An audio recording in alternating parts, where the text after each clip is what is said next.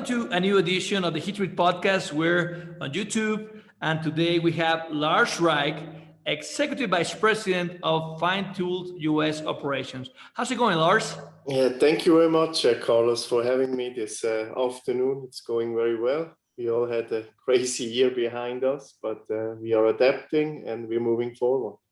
It's great to have you here and have a guy like you with such a wider view of the industry. We're going to talk today about the automotive industry, where it is right now, what are the trends that we're seeing, and where do we believe it's going to go. And you've been super exposed to that industry yourself. Can you tell us a little bit about yourself, who you are, what do you do, your professional career, so the audience can know you better? Sure, Carlos. I mean, I'm working for an automotive supplier here in North America. It's a Swiss-based company. And like you said, we are 96% of our products go to the automotive industry. So we live and die with the industry itself. For myself, I have a technical background. I started out as a tool and die maker with an apprenticeship in Switzerland many years ago. Did work as a service technician and traveled the world installing hydraulic fine blanking presses. Went then back to school and came 21 years ago to the US. 21 years ago? Yes. And okay. At the time I had to promise my wife it will only be for 3 years, and that was 21 years ago. And I'm still married to the same wife, by the way. Got it.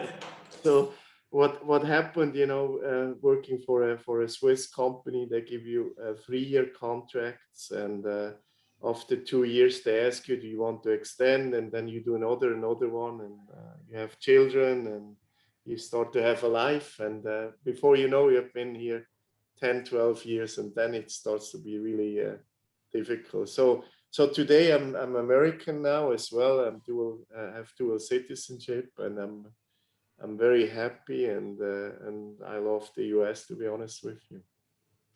Yeah, you're based in Cincinnati, right? Yes, we are based in Cincinnati. We have 2 plants in North America.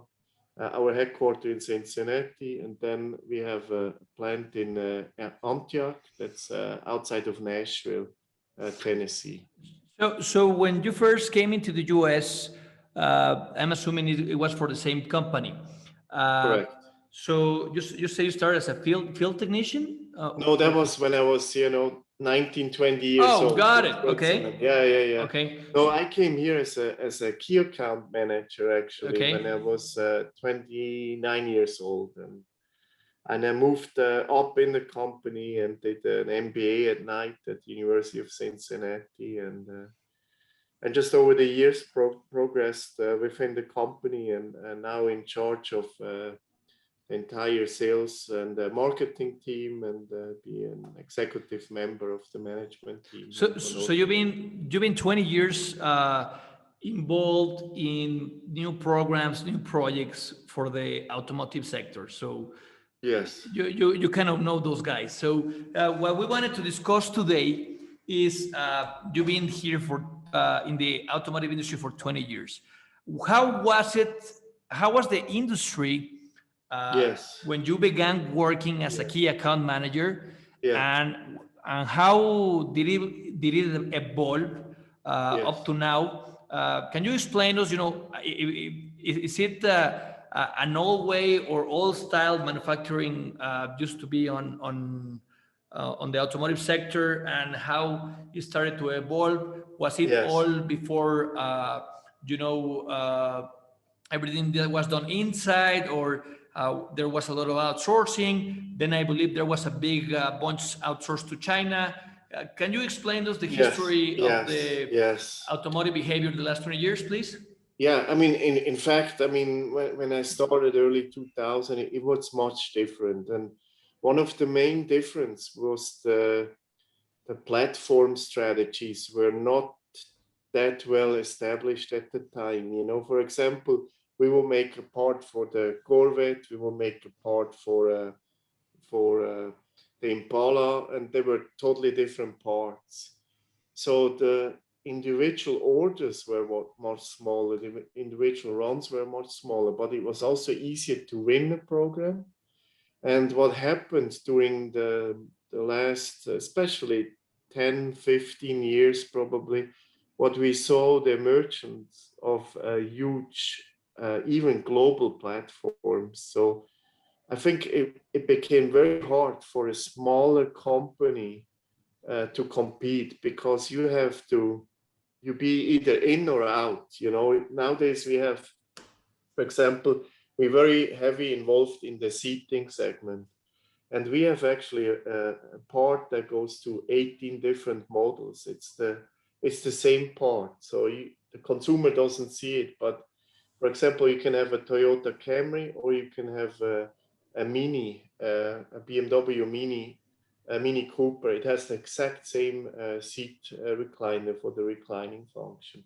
And that made it very, very difficult for small companies, because once those programs are available, they're very big. They're usually 2, 3, 4 years out. So you need to invest now, but you don't have revenue until 2, 3 years later. So that was a huge change in the industry. And what that also led to is that many smaller companies, especially in our competition, actually were either sold or closed the door. So the platforms itself led to consolidation in the industry, and today I think you have to have a good financial backbone to even be able to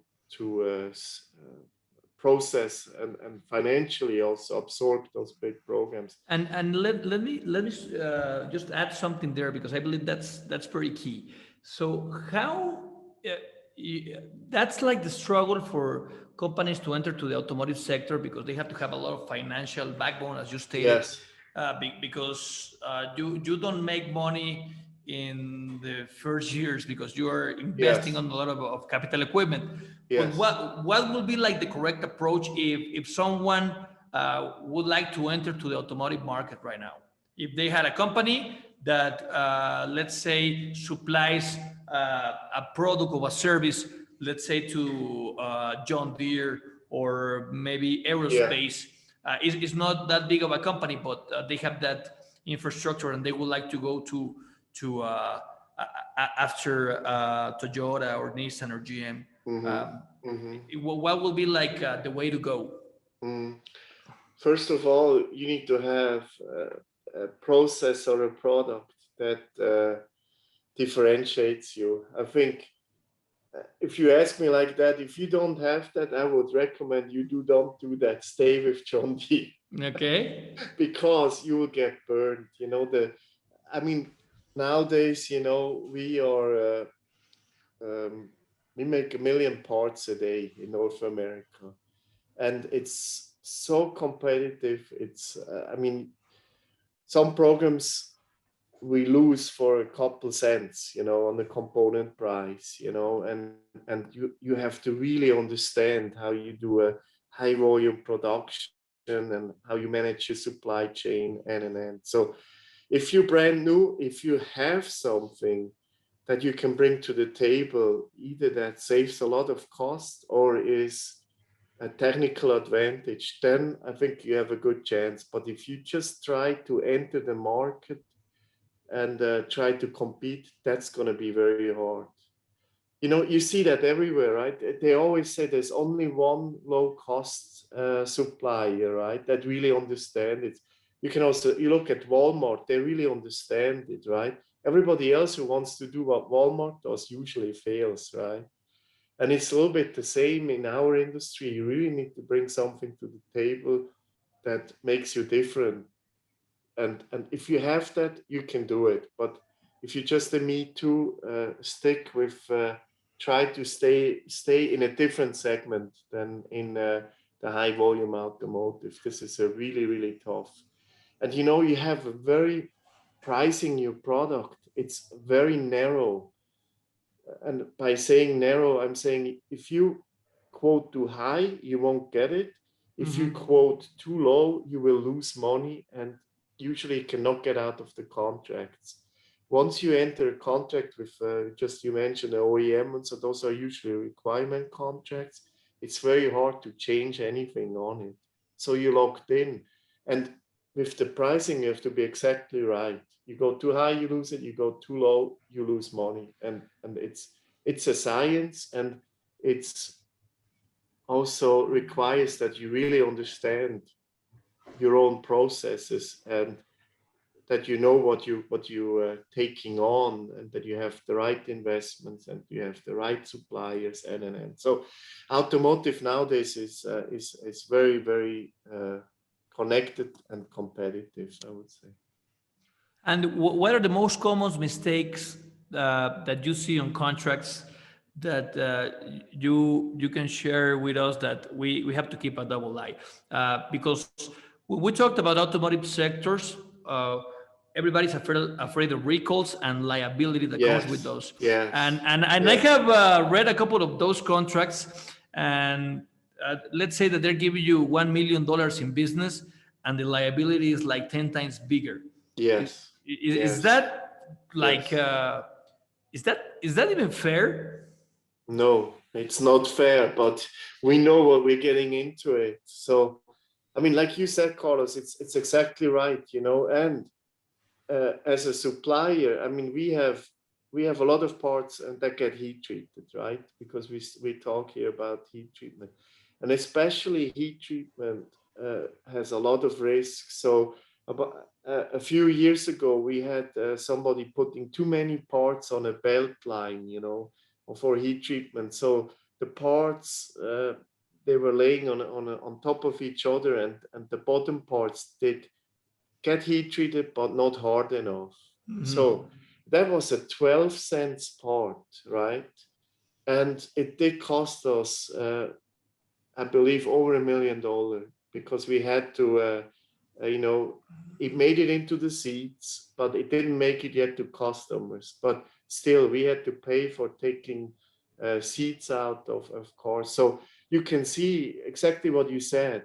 With a few cents of a component, you can inherit, or you're exposed to millions of dollars. So, and that's one again. I mean, we have insurance for that, you know, mm-hmm. as a group insurance, but those insurance policies are very, very expensive. And I don't think here again, if you're a very small supplier, again, it's very, very hard to take on that risk, you know. And the problem we had, for example, in that heat treatment example, it was not even Feintool's mistake, right? It was our sub-supplier who did the heat treatment. But the sub-supplier who did the heat treatment was such a small company.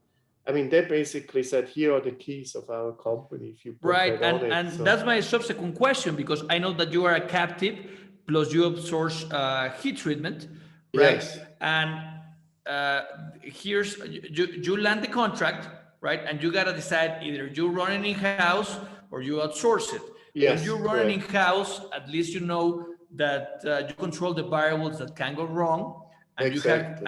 you have a corporate insurance, right?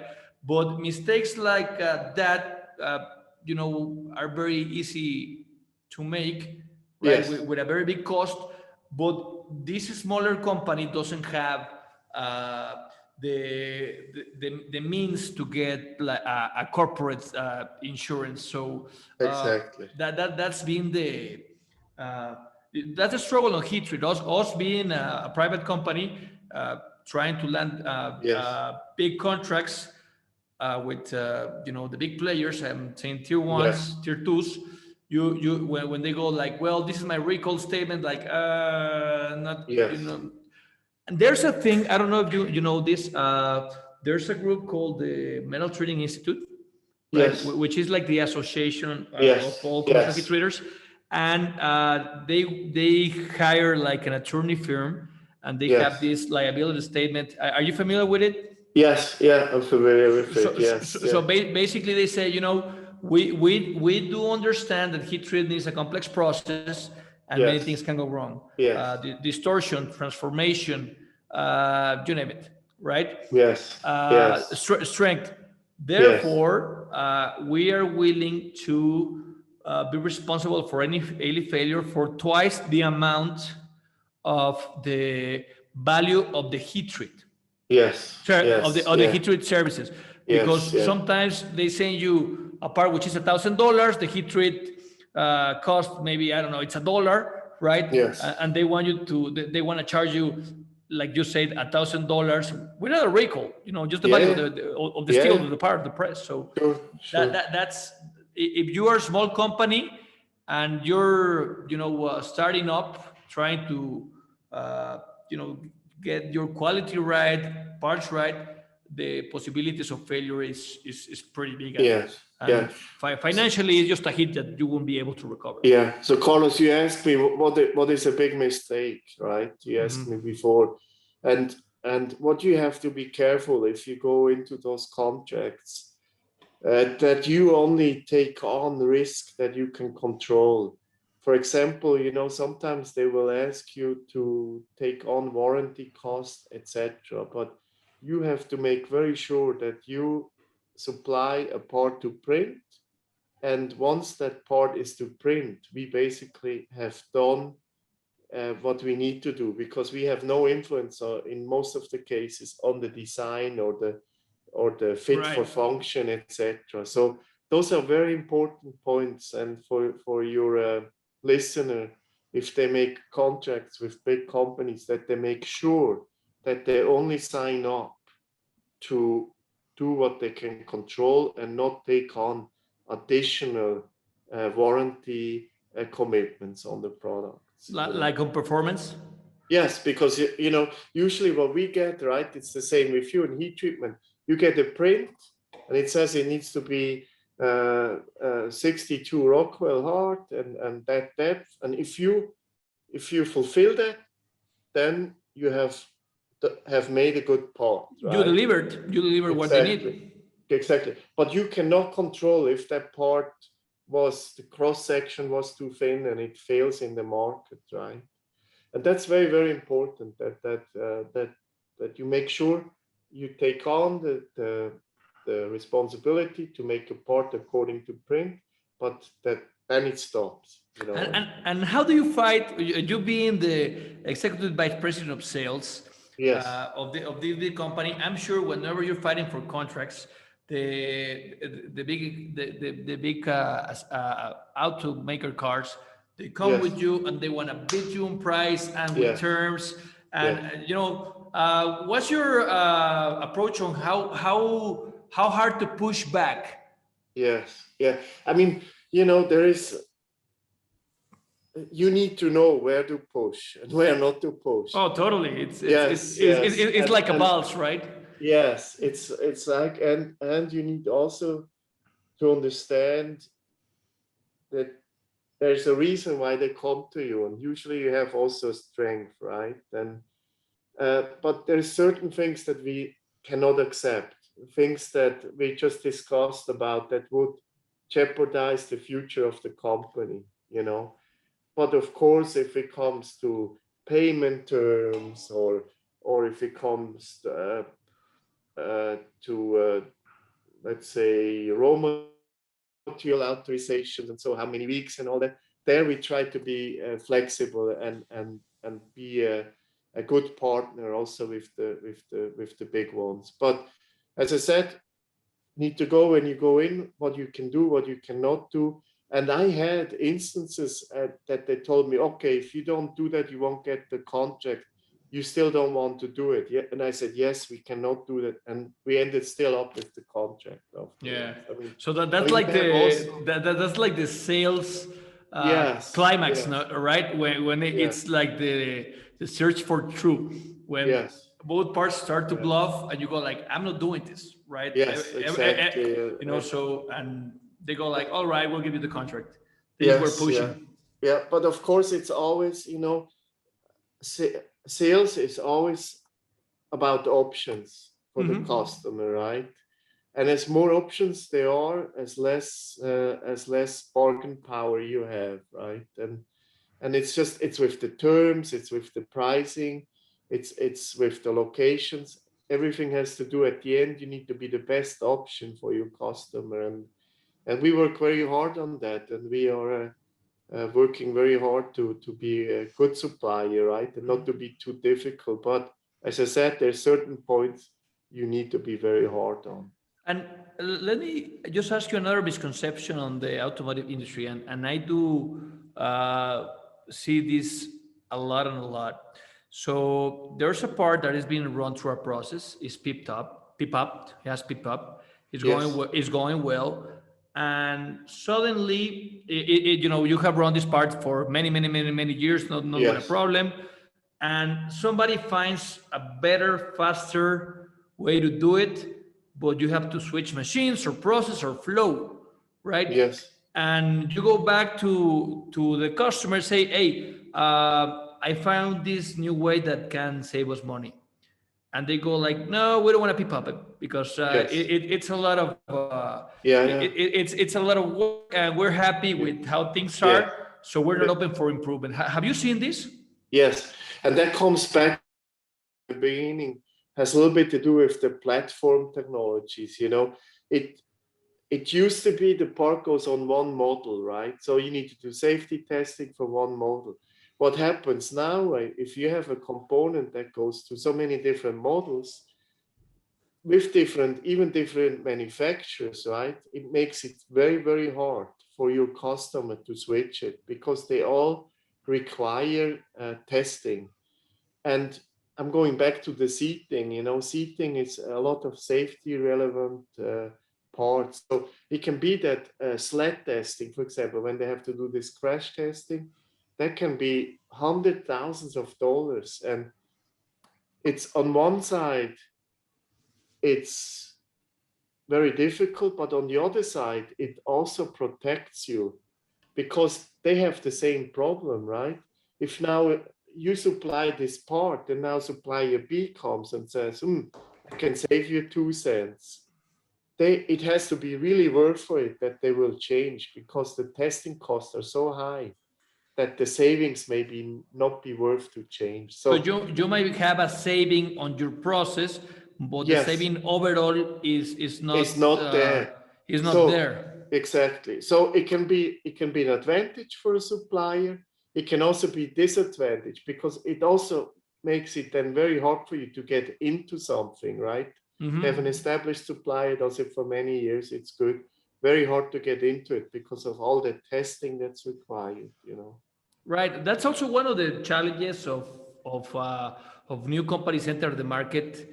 The technical advantage or the price drop has to be very substantial in order for a company to look at this one Yes, and disrupt their supply yes, chain. So yes, is yeah. is I believe that's what you're saying, right? Yes, that's what I'm saying. But it, of course, has all to do with volume, and it has to do with how much life is left on a program, right? If there's only 2-3 years left, they won't change, They right? won't change, right? But if the program still runs for 8 and 10 years, and the volume are so high that the savings are every year out outrun the testing cost and the changing cost, then they will pull the work from you. Yes. Okay, so now let's. This is very valuable because this is coming from an executive vice president that has actually negotiated bid contracts with like the big three, right? The Yes. big. Yes. So uh, now let's switch to the topic everybody wants to hear: how disruptive the automotive industry is being, especially by Tesla and the electric Yes. vehicle. Yes. So, what's your perspective on that? I have heard that everybody is worried because of transmissions. Of Yes. course, parts like seats are going to still be made because Yes. seats are in every car, no matter if it's electric or not. Also on brakes, right? Yes. Yeah. Uh, Yeah. but we just found out that some of the electrics are talking about multi transmissions on their Yeah. more. Yeah. Yeah. Yeah. So Yeah. I believe you're an expert on this subject. You have studied a lot. Yes. Yeah, Carlos. More than half of our sales is actually going to drivetrain or transmission parts. So it's a very big part of our business. And we study very, very closely what's currently happening. And I give you two different views. One is my personal view, and I give you also a little bit what we think what will happen more on an analyst side, and what we're seeing. So it is a big issue if you're living from the internal combustion engine, right, or the normal transmission. And we believe that the change will come. It will shift towards electricity, electric mobility, but we also believe the speed will be different in different regions. And let me explain that a little bit. The speed of the switch. The speed of the switch, yes. For example, what we see, we have 15 plants worldwide, and we have several plants in Germany. And we always thought China will be first and the fastest, but the last 2 years, we kind of revisit that, and we see that Europe is moving very, very fast. And there is mainly driven by government regulations. For example, in Germany, if you buy a hybrid car as a company car, you get a huge tax incentive. And right now, hybrid cars are hot in Germany. So all done by the government regulation. You may have heard that Norway is leader in battery electric vehicles, for example. So in 2020, 54% of all the cars sold in Norway were battery-driven vehicles. But that is because Norway has some of the highest taxes on cars, and they made a huge package that if you buy a battery electric vehicle, it's a huge tax saving. So it's all government driven. And we think Europe around by 2027, that will be electric or battery driven vehicles will really take off. And here in the US, we think they make a significant impact to the volumes by about 2030. So that's kind of our 20, you say 2030. Yes, 2030. yes. You know, that's when you see, because right now, you know, with the hybrid cars, and we're still growing on actual volumes on the combustion engine. But by 2030, we see that the growth ended, and that the battery vehicles coming on more and more, you know. And that's of course a problem. But now I come with my personal view. I always think, you know, I go to the gas station and I fill up gas, right? I can put 500 miles range in 90 seconds. And I just personally, I think the electric car is still a huge convenience issue, you know, that you have to go plug it in and wait to charge. And I'm not so sure how accepted that will be. I actually asked the same question, Lars. Yes. And to a guy that is not involved at all with the business. Yes. And he just told me dead straight, well, maybe you just can exchange batteries and just grab a new one from the gas station. Yes. Yeah, maybe that's coming. That's what I see. You know, what we don't see yet is, I mean, what needs to happen, right? That the batteries get more energy density, that the costs are coming down, that we need a charging infrastructure. And then I think what I just explained, the government will have one of the biggest rules, you know. But what we also need to think about, you know, roads and tunnels and bridges right now, they're all being paid by the taxes that's on the gas, right?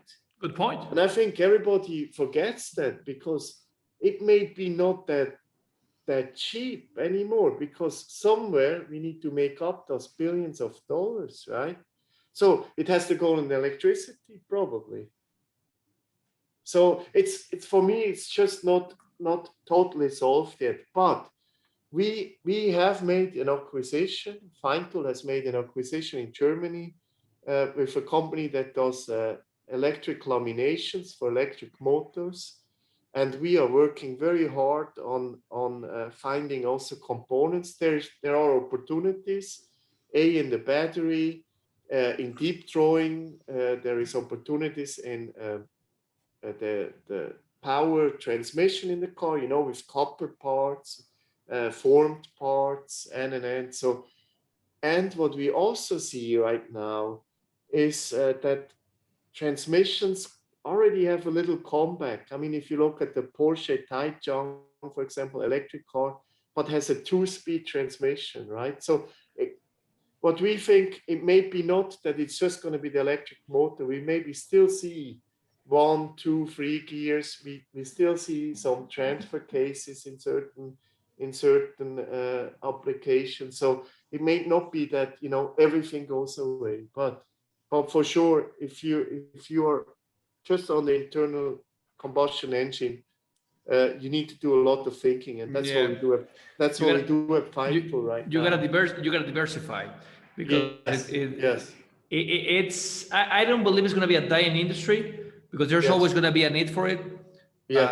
But the volumes are gonna drop, and everybody's talking about the EV, the electric vehicle. Yes. But I'm a little more concerned about the autonomous vehicle, because with that, even EVs volumes are gonna drop, Yes. right? Yes. But for example, I mean, look at the hybrids, right? And the hybrids may be a medium step. Hybrids have even more parts, right? They have an additional clutch. They have more mechanical components. So that's why we still see some growth the next few years. The question will be, are we really going to battery only? And then what we also forget, the last couple of years, I mean, you have seen it, we have seen a lot of gains and economical gains for fuel savings in the internal combustion. Everybody downsized, right? We added turbochargers.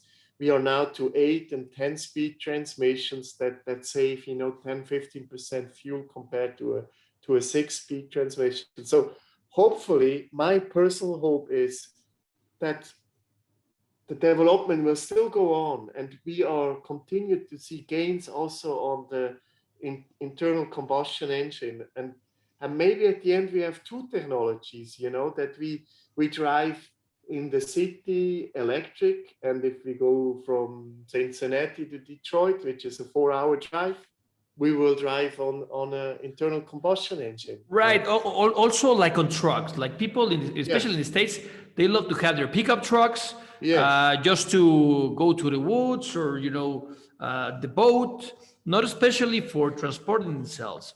They like to have it for recreation, right? Yeah. So whenever they talk about EVs or autonomous vehicle, what comes to my mind is a guy that might have his electric vehicle to go to work back and forth, but he would like to pull his boat or his horse, or I don't know, just go in the woods with his grill, right? So I believe there's going to be still a market for that, even for trucks or for let's say recreation vehicles like the Polaris or well, Harley Davidson is going to electric as well, but people like the noise. Sure. I mean, as I said, I have a little bit of personal opinion on that, but I hope Feintool had a similar issues. We started out in fine blanking, started out in typewriters and cash registers, and in the mid-70s everything went away, right? But at that time the automotive industry took off for our parts, and we are doing the same now again. We're looking very hard if we can make a switch, if we can make some metal forming parts in the electric field, and you just have to be open and look and realize when there is time to change, and hopefully we don't lose that. The danger is the speed of the change, right? I mean, Mhm. look at Kodak, right? Kodak is a good example, right? Kodak was premium company, and they lost everything within 2 years, right? Mhm. It went from the paper-based pictures to the digital photography. It was so quick, they could not even adapt, right? And so we have to be careful that that doesn't happen in And our field. I totally get where you're trying to where you're trying to go with the Kodak case. But as we just spoke before, when automotives want to make a change, it's very slow because of Yes, PPAP and stuff like yes, that. We're yes, seeing an exponential growth or might growth on EVs, but there's a lot of supply chain yes, in many parts of the world that has to be coordinated, approved, yes, tested in order for this to happen. yes, So I'm a little more conservative on the change uh, because every time we want to make a change, yeah, we yeah, get like just hold your horses. This is going to take a year or two yes, in order. So what's your opinion on supply chain? And now with COVID, things yes, have yes, regionalized. You just told yes, us that the company you work for has 15 companies worldwide. So I believe yes, there's a lot of supply chain yes, involved China, Europe, yeah, yeah, Brazil, Latin yeah, America. I recall once you were coming to Mexico. yes, And so that's a lot of stuff to coordinate and have a quick yes. change. Actually, there is huge stress in the supply chain right now, especially on steel. You know, we have since last October we had huge problems to get enough steel. You know, carbon steel 1020, 1010. But now we also see it in stainless steel, and we see it in aluminum. And it actually was a problem that we had to expedite. We had to fly even. We had to buy material in Europe in order to support our customers. Because there was a lack of steel. Yes. So what happened in North America, you know, the steel mills, they shut down when COVID hit, and we are still only about 70% of the capacity up, and uh, steel prices are through the roof. You know, Oh, right now they're through the roof. they're through the roof, and we of course, I don't have all the insights, but we think that's also a little bit by design, that they keep the supply down in order to keep the prices up. But it created a huge stress for us, and you know, it's not only not getting the steel, it's also when we order 50,000 pounds and then we get delivered 20,000 pounds, and you know, in stamping, fine blanking we do, there's a lot of setup on the machine. So we need to set up for running 20,000 instead of 50,000 pounds. But we cannot afford not to run it, because otherwise we shut down our customer, and then it's going to be very expensive for us. So we lose the whole efficiency basically in the production. So that's one side, and then you have seen on our side. I mean, it's terrible with the microchip, but we actually are kind of a little bit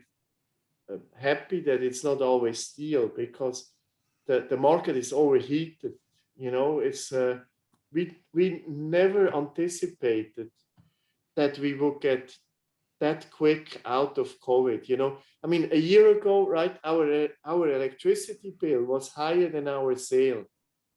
In the month of April, Really. yes, in the month of April, we had a higher electricity bill than our sale we had. So I remember when COVID started, Lars, and I believe this is good news. There were some projections that the economic recovery was going to take like 3 to 5 years. yes, And we actually yeah, did, and everybody yes, was talking back then of a B curve, U curve. yes, Remember, yes, remember that?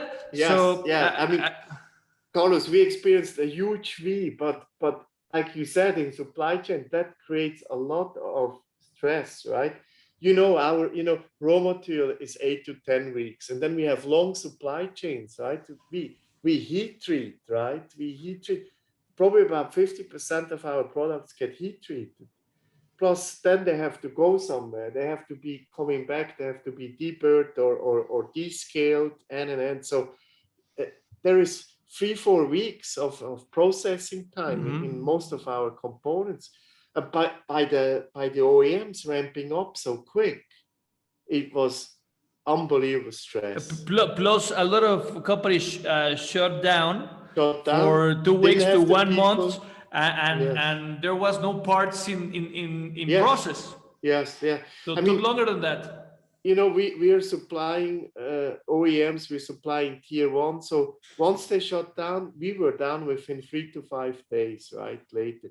And we had to furlough about 85 or 90% of our employees. So it was just unbelievable. They were furloughed, and then it said come back and produce on record levels.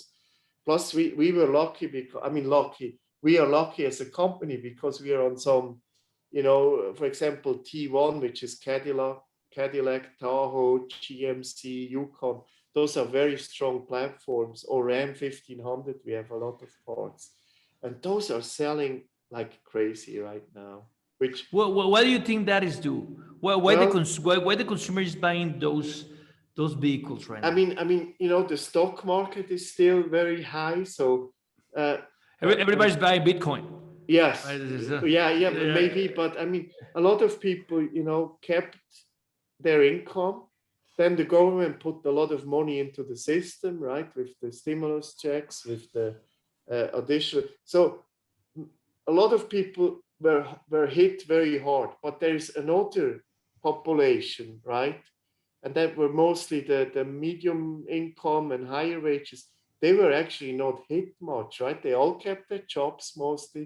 The stock market performed well, and they are probably feeling, and they see that the economy comes back pretty quick, so they may feel pretty good. So especially, if you look at the cars that are selling, even the Tahoe itself, the highest trim level is the high trim level, Also, so on Bronco, 70% of the Broncos now. Oh, that Bronco is nice, isn't it? Yeah, it's very nice, and it's a hot seller. And I just was reading about it today because 70% of the pre-orders that are now converted to orders are for the higher and highest trim level.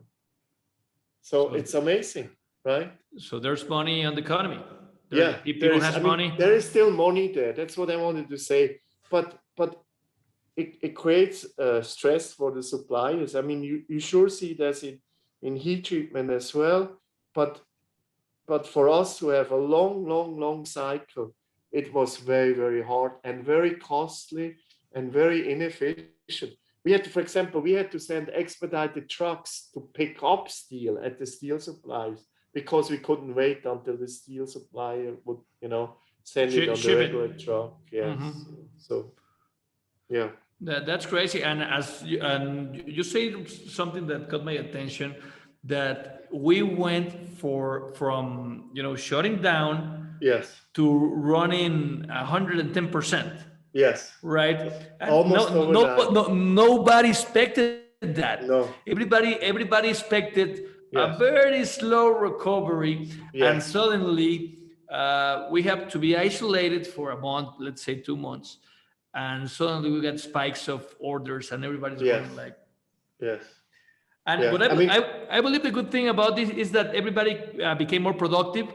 The layoffs that they have to be done, they were done. And suddenly you have to grab the team that remained and started producing like crazy. I don't know if you saw that. Yes, yeah, no, we are exactly same in the same boat, right? So yeah. Now, what do you envision for the future of manufacturing Yeah. in the US? And In the US. Well, if you want to go worldwide, that's Yeah, fine. But what I mean, and what I'm really worried about, because this is a Heat Treat podcast, there's a lot of companies that they make a living out of big volumes of auto parts, right? Yes. Big pusher lines, Yes. very big IQs, Yes. economies of scale, Yes. and with the switch from transmission to EV, right? Yes. There's going to be a bunch of furnaces idle. Yes. Yeah. Yeah. Yeah. Yeah. What are are those furnaces can be relocated to other industries? Will they be Hmm. idled? Should we be focusing on other markets like, let's say, like Yes. railroads or aerospace, which is also, very hurt by COVID? Maybe construction. Hmm. What do you see? And Yeah. now Yeah. there was a trend that the US mainly did outsource for the last 20 years a lot of stuff to China, right? Yes. A lot of Yes. technology, a lot of plants, and Yes. now there's like the belief that America wants to bring back their Yes. Yeah. processes. Yes. I mean, I personally believe in it still matters where you make it. And um, we working very hard. For example, we have an apprenticeship program to train young people in tool and die making. And we are investing a lot in US manufacturing. And I hope it gets rewarded. I mean, we have still, a very good workforce and hardworking people. But I also have to say we lost also a lot of business to China, and the danger is there. And we need to work together also with the government. And uh, sometimes duties help, sometimes they don't. Sometimes they do exactly the opposite. On the steel, they did exactly the opposite because they shielded the outside supply. And in the US, we can now make the steel suppliers can almost do what they want with the pricing. And I think in that case, it hurts us. But on the other hand, if you have a cheap product that comes in there, it for sure would help us to put some restrictions and protect the local market. I think it needs to be both. It needs to be an innovative supplier base, but we also need to have some government help. But I come back quick. What we saw is also, especially when COVID hit early, we had actually a lot of companies who were very nervous about supply issues out of China. And maybe you have just listened to the news, but there was this ship now stuck in the Suez Canal, sideways, big container ship. So I think there is a lot there's a lot of business cases that you could make that make sense to be a local, with shipping, with expedited costs, with quality issues. If you have an issue and you have 5 to 7 weeks of product on a ship, it will take you 10, 12 weeks to have a clean point. Yeah. And it's going to be very expensive. And what I want to tell with heat treat, there's advantage with metal parts. Those are very heavy most of the cases. There's some smaller parts, but some parts are very heavy. And for example, we took work in-house because the shipping costs on a product for heat setting, that was $250,000 a year. So there is for sure also advantages to have a local heat treater close by. So we will, as long as we can produce the parts here, we will also do the secondaries close by, because shipping cost really matters. And I hope that there will be that people don't get bonuses paid at the OEMs when they source something to China.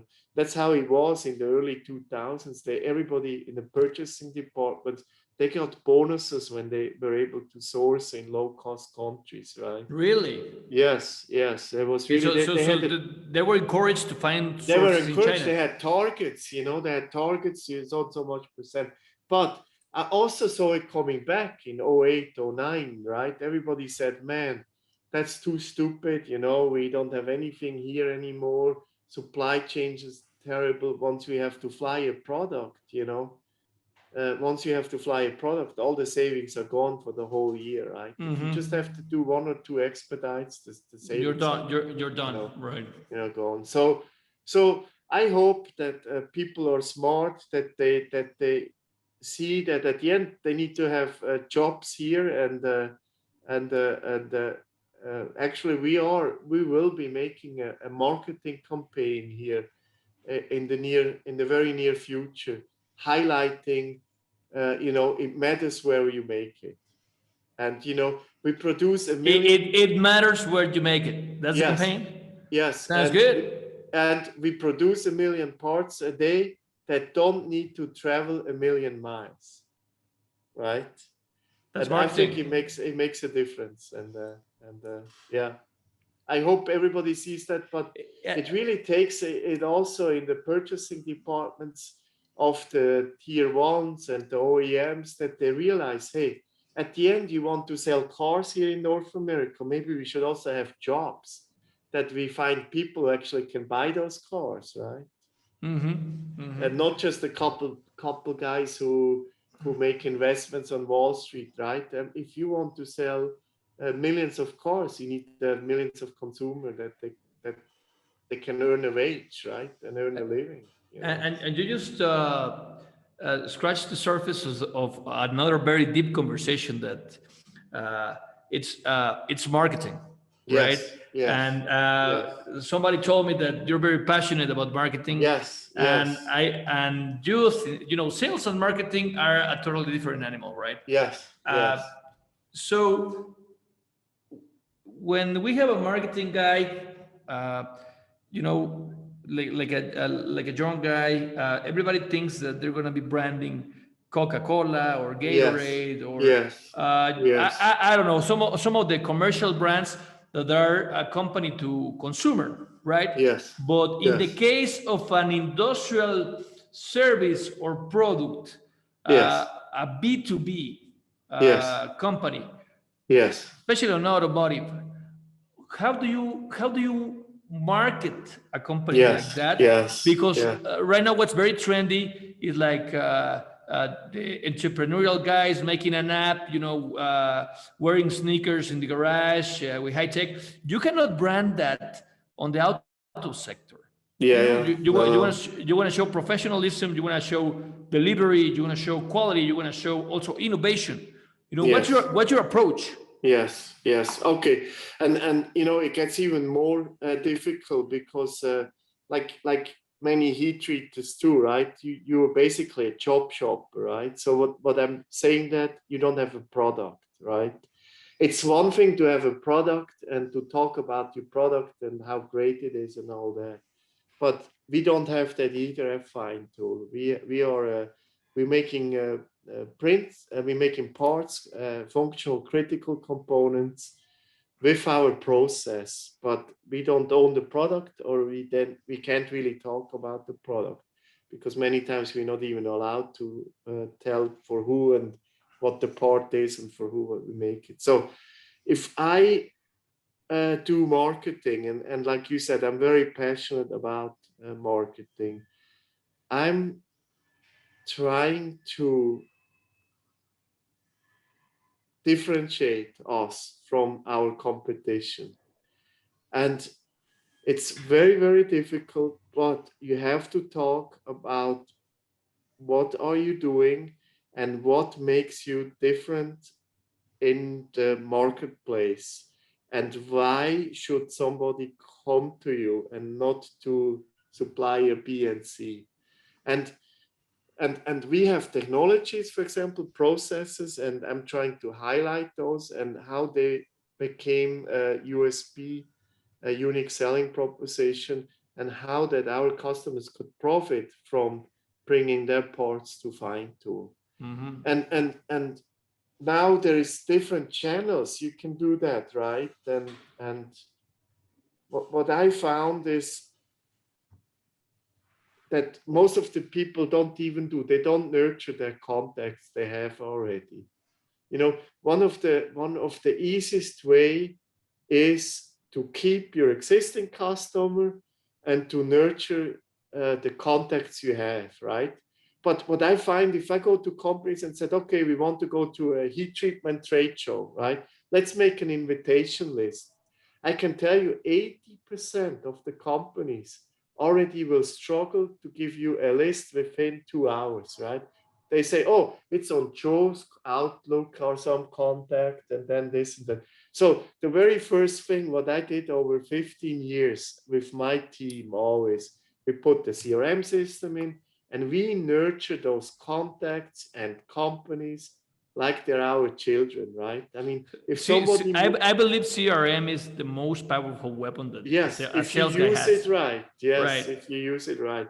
So first of all, we have an extensive database, and we can do direct mailings with a new process we have also, that we reach, thousands of people that we know we have been doing business with.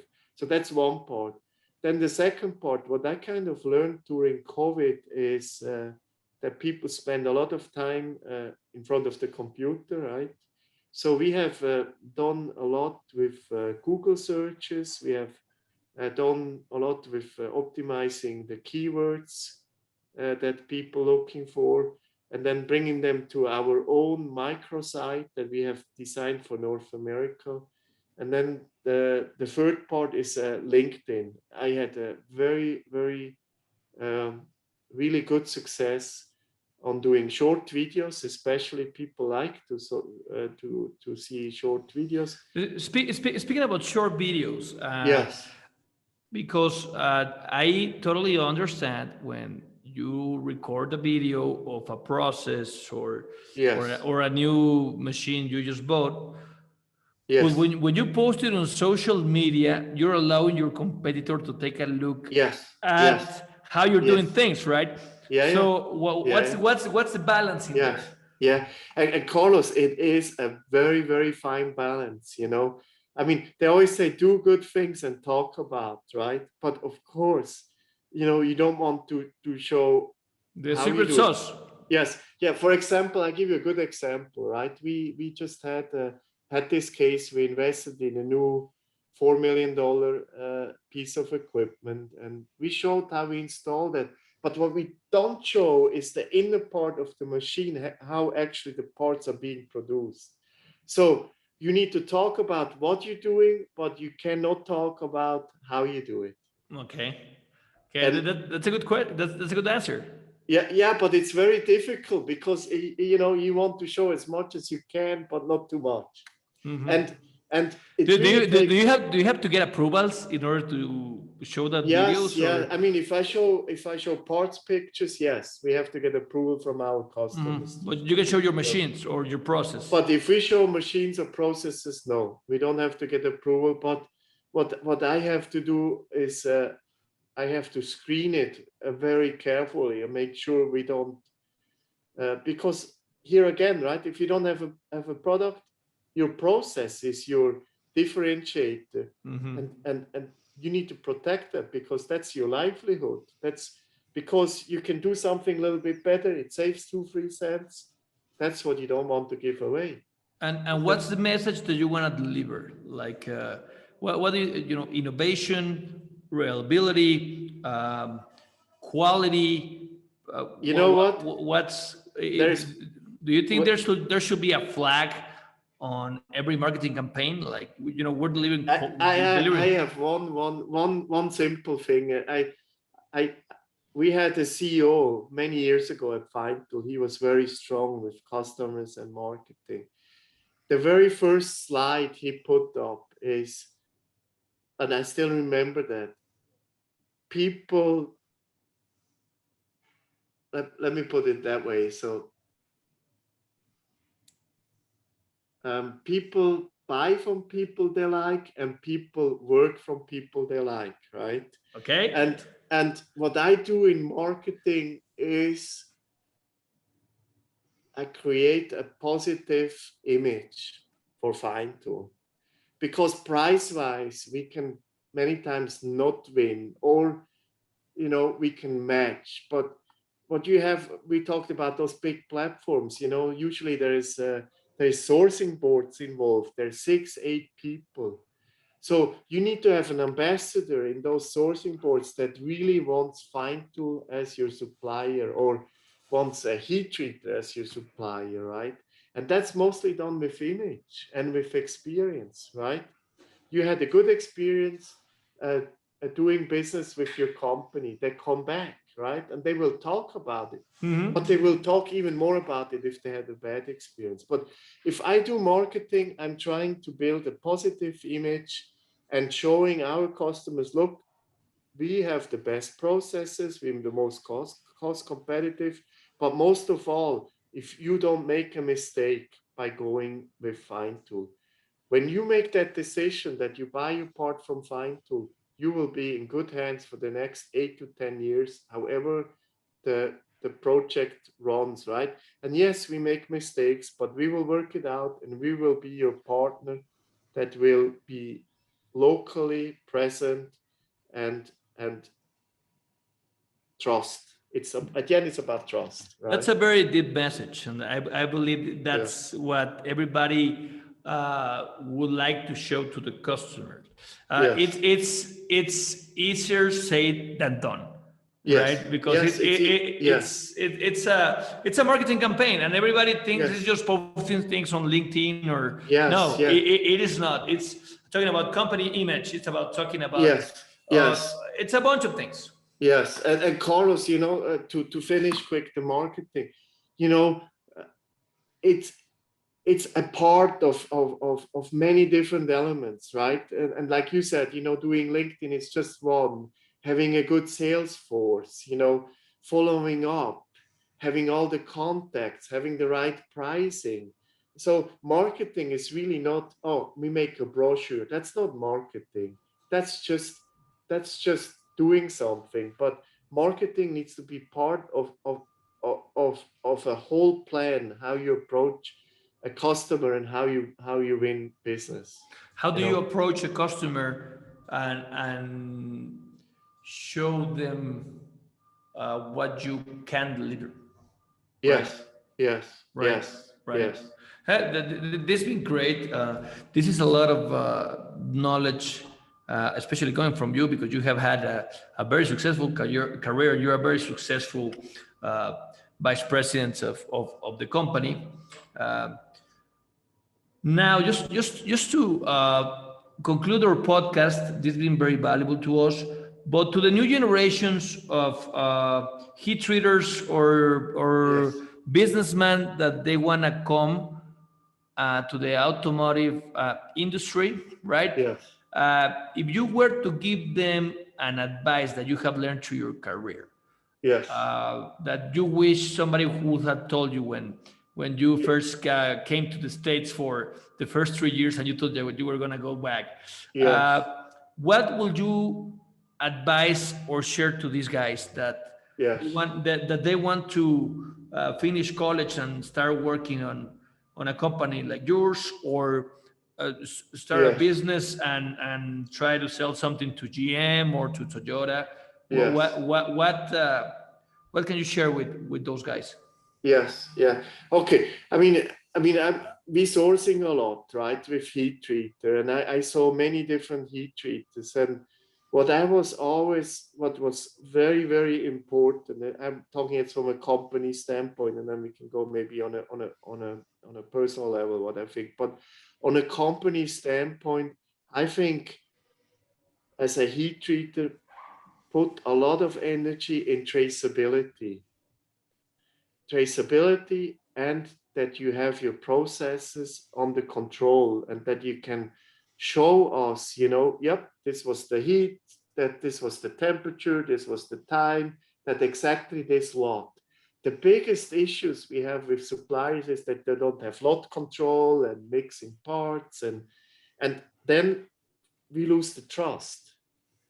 So there is some who really master that in the industry, and those had also tremendous growth the last couple of years. And I think it has a lot to do that they can demonstrate to their customer how efficiently and how proficiency they are in controlling the entire process and documenting it too for your customer in an easy way. I think that's kind of almost the deciding factor if we go now to a heat treat. If we go to somebody and say, oh, we put it here in and here is, and this is Jimmy, he loads here and this and that. But then we go to a different company and say, look, that's our process. this is the lot size, 1,500 pieces. It goes into that temperature, it goes to that. And afterwards, this is the printout. That's how it looks. I think that's a huge value for a heat treater. As a customer, right? I'm talking now as a customer because we have millions of parts that get heat treated. And this is how we assess a heat treater, really.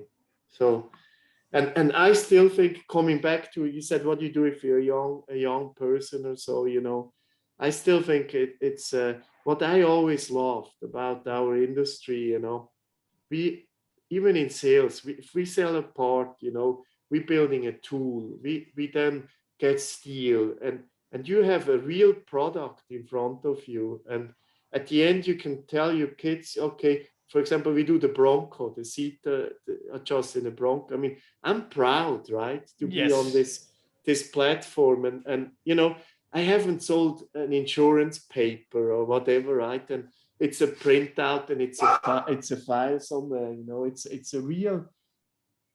a product behind it, you know, and I'm really, really proud about doing that. So yeah. Thanks for sharing that. That's an amazing comment. Sorry, Carlos, let my dog quick out. He's barking. One second, I'm right back. Not a problem. We're about to conclude. Sorry, Carlos. Not a problem. I'm back. We were just about to conclude there. So Yes. So Lars, it's been great to have you on the show. Thanks for sharing all this knowledge. Please stay safe. We wish you all the success transition into the new market. Yes. We're super sure that you're going to be successful. If we got even the electric vehicle, or later on in 50 years, the flying car, I believe we're going to see Lars, figuring out how to be on that business. Thank you so much. Thank you so much. Just for the viewers, please subscribe. This is the Heat Treat Podcast. We're on LinkedIn. Lars, if you want to post this on your LinkedIn webpage, please do so. I will do that. Yeah. LinkedIn, YouTube, and Spotify. If you want to hear while you're running or jogging, you can actually, the Heat Treat Podcast, right? Please subscribe, hit like, and see you next week.